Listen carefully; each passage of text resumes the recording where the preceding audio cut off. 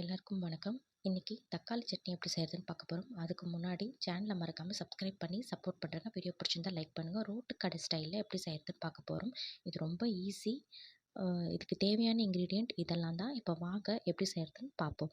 First இதுக்கு ஒரு பாத்திரத்தில் தண்ணி சேர்த்து புளியும் காஞ்ச மிளகாவையும் இந்த மாதிரி 3 நிமிஷம் கொதிக்க விட்டு எடுத்துக்கோங்க. இப்போ ஒரு மிக்ஸி ஜாரில் வெட்டி வச்ச தக்காளி, வெங்காயம், பூண்டு, நம்ம கொதிக்க வச்ச ஒரு சின்ன சைஸ் புளி, 2 காஞ்ச மிளகாய், அதோடைய தண்ணி, உப்பு தேவையான அளவு, 1 டீஸ்பூன் காஷ்மீரி மிளகாத்தூள் சேர்த்து நல்லா வழுவழுன்னு பேஸ்ட்டாக இந்த பதத்துக்கு அரைச்சி எடுத்துக்கோங்க.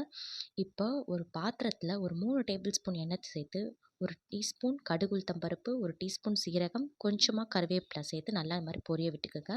இப்போது அரைச்ச பேஸ்ட்டை இதில் சேர்த்து நல்லா கலந்துக்குங்க. உங்களுக்கு தேவைன்னா தண்ணி சேர்த்துக்கலாம். மீடியம் ஃப்ளேமில் 5 நிமிஷம், ஸ்லோ ஃப்ளேமில் 5 நிமிஷம் விட்டு எடுத்திங்கன்னா நல்ல சூடான ரோட்டு கடை தக்காளி சட்னி ரெடி ஆகிடும். மறக்காமல் ட்ரை பண்ணிவிட்டு எப்படி இருக்குன்னு கமெண்ட்ஸில் சொல்லுங்கள். வீடியோ பிடிச்சிருந்தா மறக்காமல் லைக் பண்ணி உங்கள் ஃப்ரெண்ட்ஸ் அண்ட் ஃபேமிலிக்கு ஷேர் பண்ணுங்கள். என் சேனலை சப்ஸ்கிரைப் பண்ணி சப்போர்ட் பண்ணுங்கள். தேங்க்யூ.